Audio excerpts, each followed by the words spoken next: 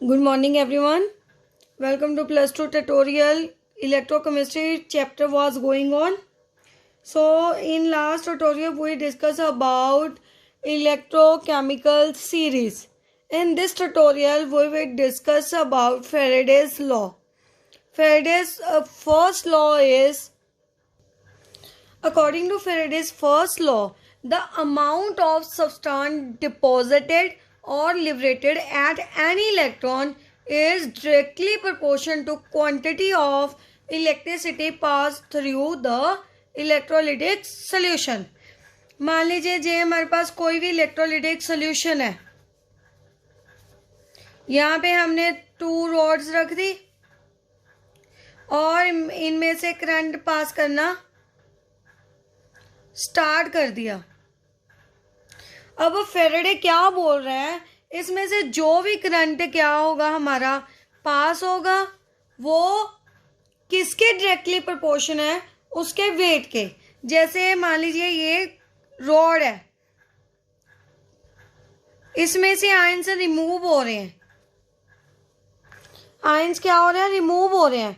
जितना मास डिपॉजिट होगा means liberate होगा, रिमूव होगा, वो किसके डायरेक्टली प्रोपोर्शन होगा, जितना इसमें से क्या होगा करंट पास होगा। ये कौन बता रहे हैं हमें, Faraday. Faraday's first law means weight is directly proportion to Q. अब हम प्रोपोर्शनलिटी का साइन हटा के क्या लगाएंगे, कुछ ना कुछ कांस्टेंट लगाते हैं ना, तो हम यहाँ पे एक कांस्टेंट लगा देंगे ये जेड। क्लियर?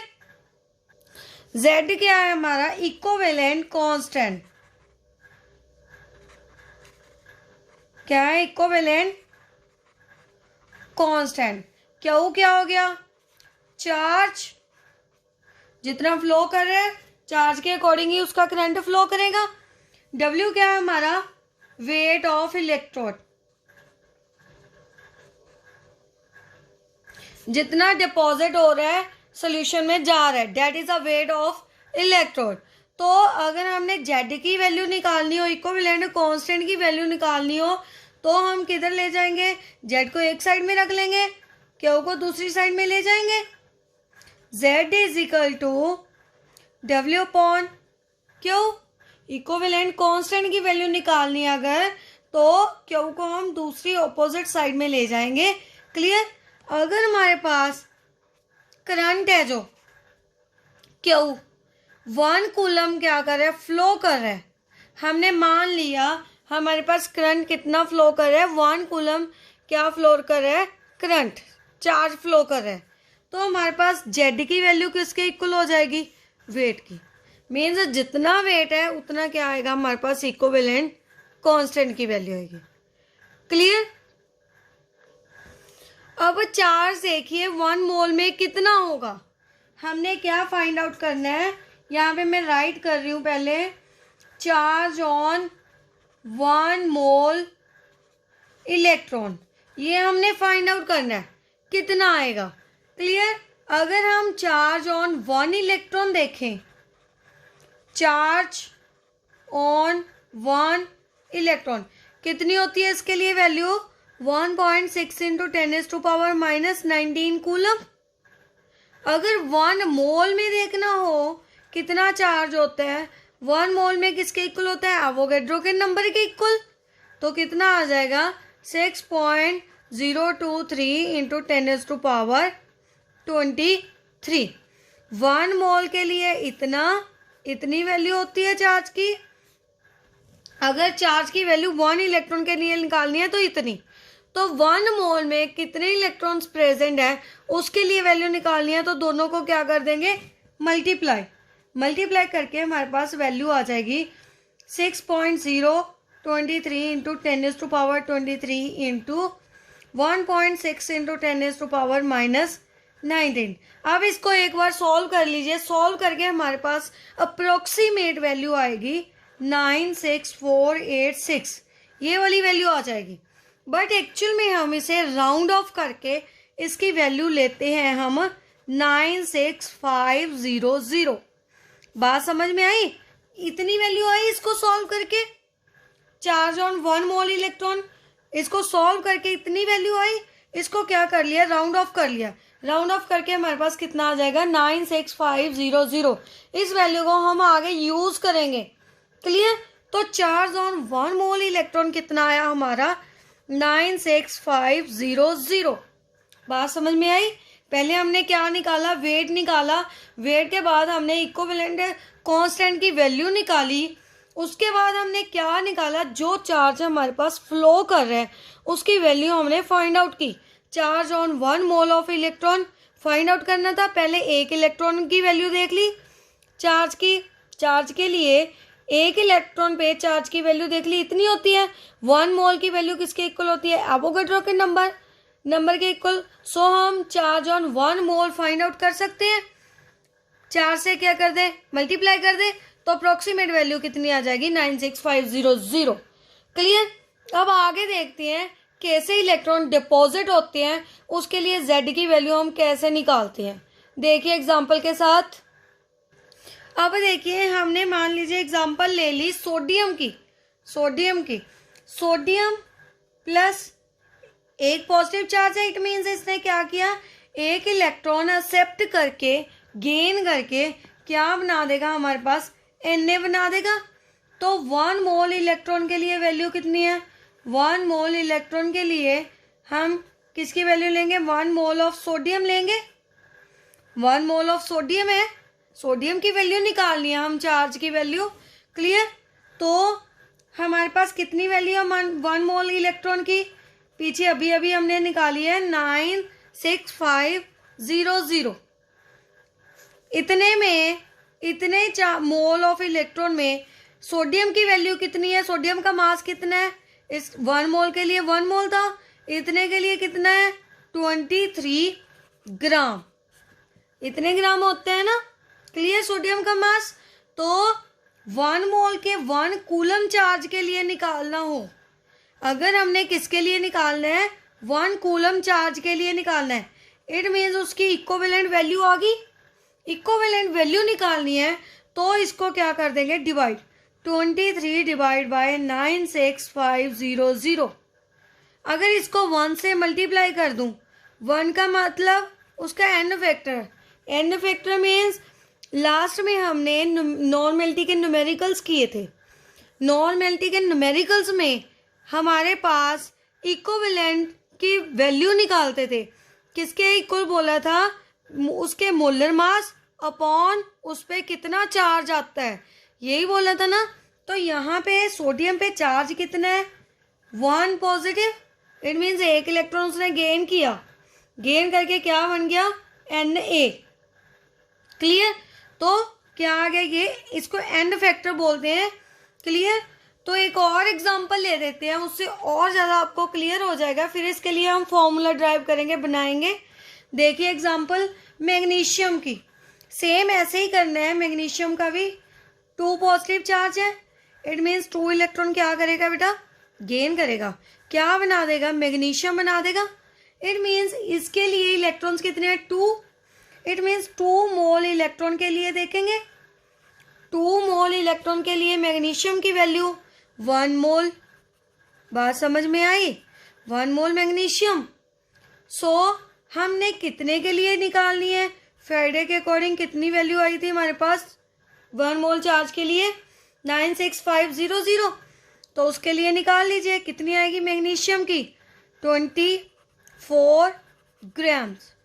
यहाँ पे अब हमारे पास 2 मोल इलेक्ट्रॉन है, सो इसको किससे मल्टीप्लाई कर देंगे, 2 से। बात क्लियर हुई। यहाँ पे हमारे पास ऊपर तो हमारे पास 1 कूलम था, 1 था। क्लियर। तो यहाँ पे 1 वैल्यू लगा दी। यहाँ पे हमारे पास कितने इलेक्ट्रॉन्स है, 2 इलेक्ट्रॉन्स हैं, तो यहाँ पे हमने वैल्यू लगाई 2। क्लियर।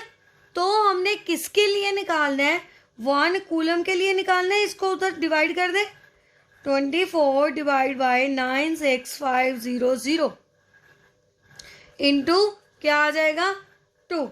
Z किसके लिए होगी, इक्विवेलेंट मास की वैल्यू मैग्नीशियम के लिए। बात क्लियर हुई।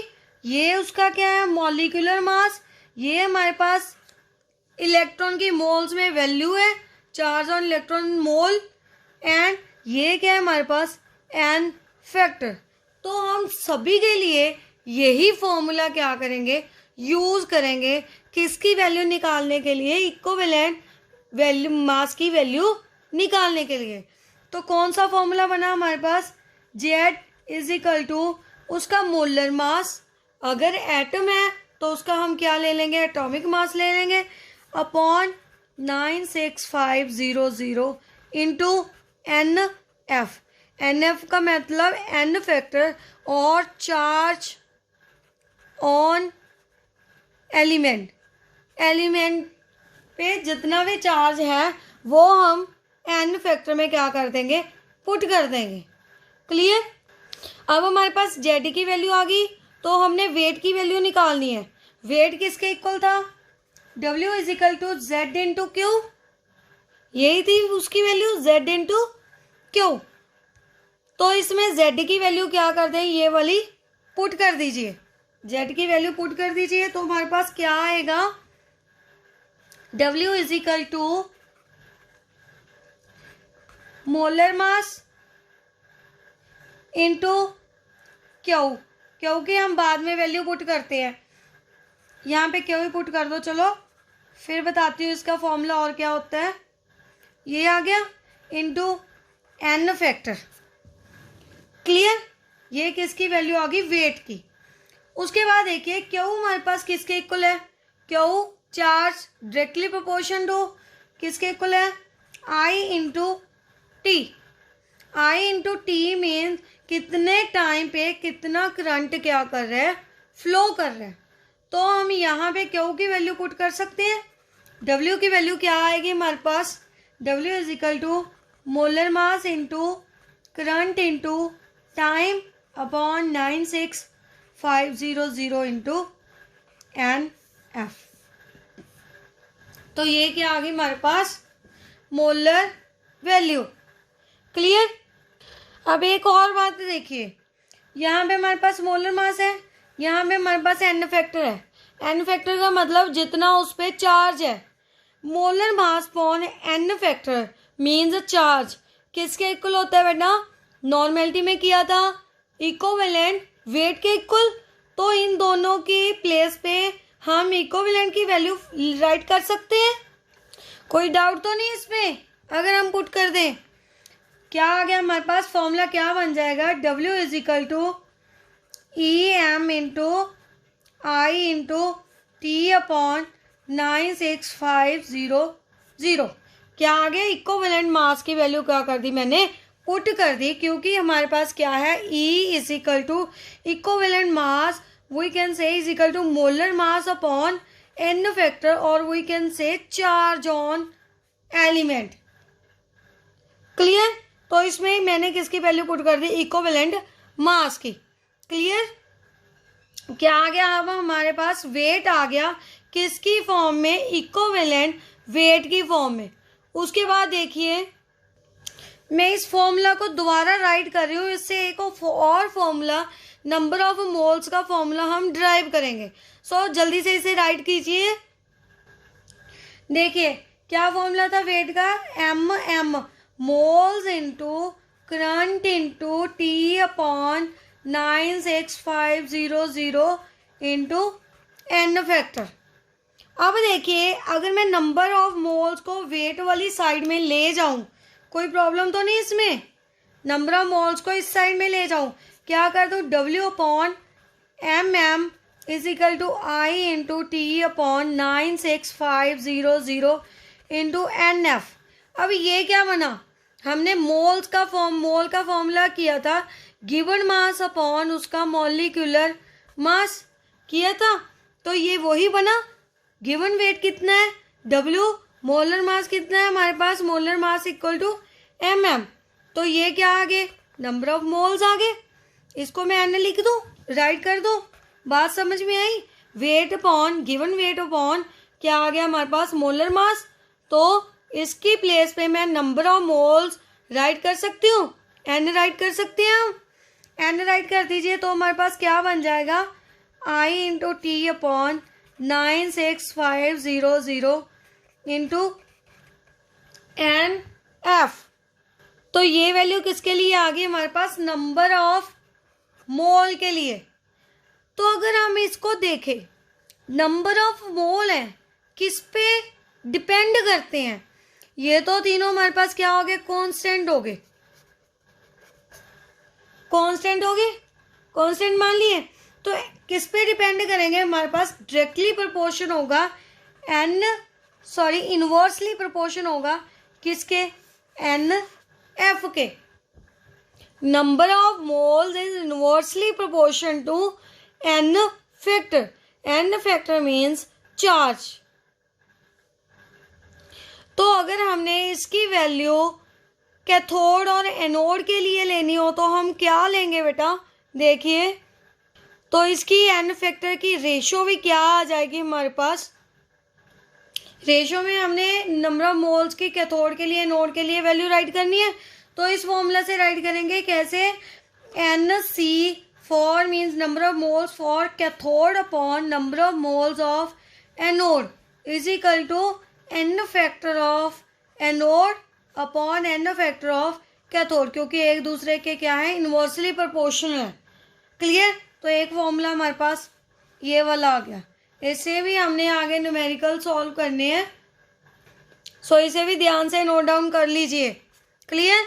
तो ये था हमारे पास फेराडेस फर्स्ट लॉ। इसके अकॉर्डिंग हमने वेट की वैल्यू निकाली और इक्विवेलेंट मास की वैल्यू निकाली, और क्या निकाला हमने, number of moles for cathode and anode. Clear. Next देखिए Faraday's second law. Now according to Faraday's second law, for any series connection, series connection में जो हमने इलेक्ट्रोड्स लेने हैं वो सीरीज में लगाने हैं। For any series connection of two or more than two cell, the ratio of their respective weight at the electron is equal to their equivalent mass ratio.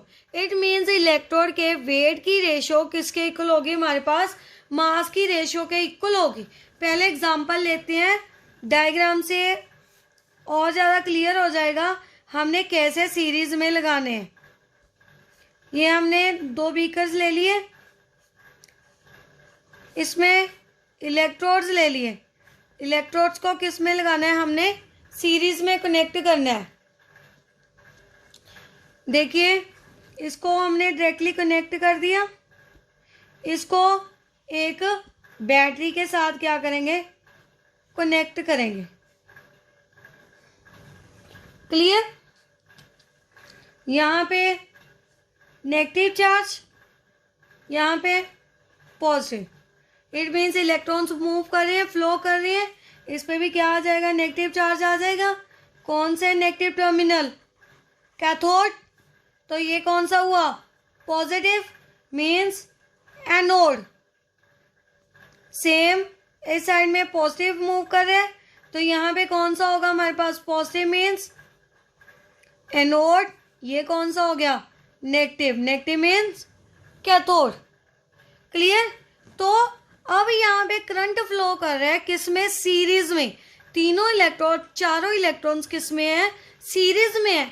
तो हमारे पास कितने अमाउंट ऑफ करंट फ्लो करेगा, कितने time पे, वो हमने देखना है। इसने फेराडे ने क्या बताया है, जो इसका हमारे पास मास होगा, मान लीजिए इसका ए प्रोडक्ट मिला, इसका बी मिला, इसका सी मिला, इसका डी मिला। क्लियर। तो इनके ए बी सी डी के वेट की ratio W A W V, इसका वेट बी का, डब्ल्यू सी डब्ल्यू डी, चारों के वेट की ratio according to Faraday's second law किसके इक्वल है, मैंने बताया अभी अभी, इक्विवेलेंट मास की रेशो के इक्वल। किसके इक्वल है, equivalent mass of A ratio equivalent mass of B ratio equivalent mass of C ratio equivalent mass of D. बात समझ में आई। और जो इसमें करंट फ्लो करेगा वो क्या होगा, सेम होगा। करंट की वैल्यू, आई की वैल्यू क्या होगी हमारे पास, इसमें सेम होगी। जब सीरीज में क्या कर रहे हैं, मूव कर रहे हैं, सीरीज में इलेक्ट्रोड लगे हुए हैं, तो टाइम भी क्या लेगा, सेम लेगा सब में। क्लियर। बात समझ में आई। अब डेफिनेशन क्लियर हुई। अगर सीरीज में इलेक्ट्रोड्स लगे हुए हैं, उसमें करंट फ्लो कर रहा है, तो उसके वेट की वैल्यू, वेट की रेशो लेनी है हमने। For any series connection of two or more than two cell, the ratio of their respective weight की रेशो लेनी है। At any electrode is equal to their equivalent mass ratio. Weight की ratio किसके equal आएगी? Equivalent mass की ratio के equal आएगी। Proof करते हैं अब कैसे हमारे पास वेट की रेशो इक्विवेलेंट मास के इक्वल आएगी। इसके लिए हम फिर से एक इलेक्ट्रोड सॉल्यूशन ले लेते हैं। हमने यहाँ पे बीकर ले लिए और इसमें हमने क्या डाल दिया? इलेक्ट्रोलाइटिक सॉल्यूशन डाल दिया। इसमें कौन सा डाला हमने? सिल्वर नाइट्रेट एक्वस फॉर्म में डाला, वाटर प्रेजेंट है। इसमें हमने डाला कॉपर सल्फेट का सॉल्यूशन एक्वस फॉर्म में, और इसमें इलेक्ट्रोड्स लेने हैं। अब इसमें इलेक्ट्रोड ले लिए और इसमें भी। अब जो वाले हमने ये जो इलेक्ट्रोड्स लिए हैं वो सेम लिए हैं। इसमें कॉपर है तो इसके इलेक्ट्रॉन्स क्या होंगे हमारे पास? कॉपर। बात समझ में आई? क्या लिया हमने? इलेक्ट्रोड सेम लिए हैं, सेम मेटल कॉपर के, और इसमें सिल्वर है तो यहाँ पे हमने कौन से लिए? सिल्वर। क्लियर? तो इसको सीरीज में कनेक्ट कर दीजिए, इसको बैटरी से कनेक्ट कर लीजिए। लास्ट जैसे यहाँ पे नोड के थोड़ निकाल सकते हो, यहाँ पे नेगेटिव, यहाँ पे पॉजिटिव, यहाँ पे भी नेगेटिव, यहाँ पे पॉजिटिव, यहाँ पे यहाँ पे पॉजिटिव, यहाँ पे negative. So negative terminal is cathode, ये कौन सा हुआ? कैथोड। ये कौन सा हुआ? एनोड। ये कौन सा हुआ? Negative cathode. ये पॉजिटिव एनोड। क्लियर? तो अब इसमें से करंट फ्लो करेगा। लास्ट जैसे हमने उसमें रिडक्शन और ऑक्सीडेशन की बात की थी, फाइंड आउट किए थे किस पे रिडक्शन हो रही है, किस पे हमारे पास क्या हो रही है? ऑक्सीडेशन हो रही है। तो अभी यहाँ पे भी देखेंगे किस पे रिडक्शन होगी, किस पे ऑक्सीडेशन होगी। देखिए एग्जांपल लीजिए। फर्स्ट में देखते हैं हम पहले सिल्वर नाइट्रेट के बारे में। कॉपर सल्फेट का तो हमने लास्ट जो ट्यूटोरियल था उसमें भी एग्जांपल ली थी, तो ये कॉपर सल्फेट वाली आप लास्ट ट्यूटोरियल में से सॉल्व कर सकते हो। क्लियर? अब तो ये आपको क्लियर भी हो गया होगा क्योंकि हमने 2 बार एग्जांपल की थी, इसको सॉल्व किया था। तो अब सिल्वर नाइट्रेट का बचा, उस पे देखते हैं किस पे ऑक्सीडेशन होगी, किस पे हमारे पास रिडक्शन होगी। एक साइड में एनोड लिख लीजिए, एक साइड में कैथोड। क्लियर? एनोड पे चार्ज नेगेटिव और पॉजिटिव, तो इस साइड में कौन से जाएंगे? नेगेटिव वाले जाएंगे। नेगेटिव वाले कौन कौन से हुए? एक तो हमारे पास NO3 नाइट्रेट हो गया, एक्वस लिया है तो वाटर भी होगा। क्लियर? और हमने जो इलेक्ट्रोड लिया है वो भी क्या है हमारे पास? एक्टिव मेटल है, तो ये भी हो सकता है ये भी क्या हो जाए? ऑक्सीडाइज हो जाए। तो यहाँ पे हम क्या लेंगे? सिल्वर लेंगे। क्लियर? Ag भी ले लेंगे। तो इसमें इलेक्ट्रोकेमिकल सीरीज में इसके जल्दी से नंबर राइट कर लीजिए। देखिए जल्दी से इलेक्ट्रोकेमिकल सीरीज में देखिए नाइट्रेट की पोजीशन क्या है? 20, यहाँ पे राइट कर लूँ। और वाटर की ऑक्सीडेशन वाला वाटर लेना है, 7 नंबर तो रिडक्शन वाला है, 21 ऑक्सीडेशन वाला है, तो यहाँ पे 21 राइट कर लूँ। उसके बाद सिल्वर की वैल्यू कितनी है? सिल्वर की पोजीशन कितनी है? 19। ये वैल्यूज नहीं है, ये जस्ट पोजीशंस है इलेक्ट्रोलाइटिक सीरीज में। देखिए तो ये वाली नंबरिंग आ गई हमारे पास 20, 21 और 19। अब एनोड पे कौन ऑक्सीडाइज होते हैं? जिसकी SRP वैल्यू, SRP मतलब स्टैंडर्ड रिडक्शन पोटेंशियल की वैल्यू क्या हो हमारे पास? लो हो। अब लो किसकी है? सिल्वर की, Ag की। तो Ag क्या होगा हमारे पास? ऑक्सीडाइज होगा। क्या होगा हमारे पास? जो इलेक्ट्रोड है वो ही क्या हो जाएगा? ऑक्सीडाइज हो जाएगा। तो क्या बन जाएगा? सिल्वर ने ऑक्सीडाइज होके Ag पॉजिटिव और 1 इलेक्ट्रॉन क्या कर दिया? लूज कर दिया। बात समझ में आई? यहाँ पे हमने इसलिए तीनों लिए क्योंकि हमारे पास सिल्वर भी क्या है? एक्टिव मेटल है। क्लियर? तो वो भी इलेक्ट्रोड भी क्या करेगा, पार्टिसिपेट कर सकता है इसमें, ऑक्सीडेशन और रिडक्शन में। तो हमने इसकी वैल्यू भी साथ में ली। फिर उसकी इलेक्ट्रोकेमिकल सीरीज से नंबरिंग राइट कर ली, जिसकी लोएस्ट पे आएगा वो क्या करेगा, ऑक्सीडेशन में क्या करेगा, पार्टिसिपेट करेगा। तो कौन सा ऑक्सीडाइज हुआ हमारे पास बेटा, सिल्वर। कैथोड पे देखते हैं, कैथोड पे क्या पॉसिबिलिटीज है। अब कैथोड है, कैथोड पे इलेक्ट्रोड, कैथोड पे सॉरी नेगेटिव चार्ज, क्लियर। तो हमने पॉजिटिव इस साइड में जाएगा, कैथोड वाली साइड में। पॉजिटिव कौन से ले लिए, Ag, साथ में वाटर। अब Ag का नंबर अभी अभी हमने राइट किया है 19। इस साइड में तो हमने वाटर का 21 राइट किया था। 21 मीन्स ऑक्सीडेशन वाला नंबर राइट किया था। रिडक्शन के लिए इसका नंबर कितना है बेटा, 7, क्लियर। 7 नंबरिंग पे आते हैं। अब इस साइड में कौन रिड्यूस करेगा, रिड्यूस कौन करेगा, रिडक्शन किसकी होगी, जिसकी SRP वैल्यू क्या होगी, हाई होगी। बात समझ में आई। अब क्या है, कौन सा हमारे पास रिडक्शन करेगा जिसकी SRP वैल्यू क्या है, हाई है। हाई किसकी है, सिल्वर की। तो कौन सा है, रिड्यूस हो गया सिल्वर। 1 इलेक्ट्रॉन इसने क्या किया, इधर गेन किया, क्या बना दिया, सिल्वर। बात समझ में आई। ऑक्सीडाइज भी सिल्वर हो रहा है, यहाँ पे रिड्यूस भी कौन हो रहा है, सिल्वर। ये हमने इलेक्ट्रोकेमिकल सीरीज से, अब तो आपको क्लियर होना चाहिए, क्लियर। इसकी बार बार प्रैक्टिस कीजिए, फिर ही आपको ऑक्सीडेशन रिडक्शन का पता चलेगा, कहाँ पे कौन ऑक्सीडाइज होगा, कहाँ पे कौन रिड्यूस होगा, क्लियर। तो कॉपर सल्फेट वाली आप कर सकते हो, क्या आ जाएगा, कॉपर ऑक्सीडाइज होके क्या बना देगा, कॉपर 2 पॉजिटिव, 2 इलेक्ट्रॉन लूज कर देगा, किस पे, कैथोड पे, सॉरी एनोड पे। और कैथोड पे क्या होगा हमारे पास, क्या फॉर्म करेगा, copper 2 electron gain, copper 2 positive 2 electron gain करके क्या बना देगा हमारे पास, कॉपर, क्लियर। ये वाली कॉपर की होगी, ये वाली हमारे पास सिल्वर नाइट्रेट की होगी। क्लियर हो गया फेरेडे लॉ के अकॉर्डिंग। अब देखिए हम वेट रेशियो ले रहे हैं यहाँ पे, weight of silver upon weight of copper किसके इक्वल हुआ, अब equivalent mass of silver upon equivalent mass of copper के। फर्स्ट से हम इसका सिल्वर का वेट निकाल लेंगे। सिल्वर का वेट मोल के करंट की फॉर्मूला में पुट कर दीजिए, कितना आएगा, equivalent mass of silver into current into time upon 96500, इतनी वैल्यू होगी। और कॉपर के लिए कॉपर का weight Cu is equal to E, sorry यहाँ पे copper into I into T upon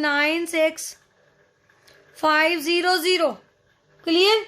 तो अब हमने क्या करना है, इसको दोनों को क्या कर दें, डिवाइड कर दें।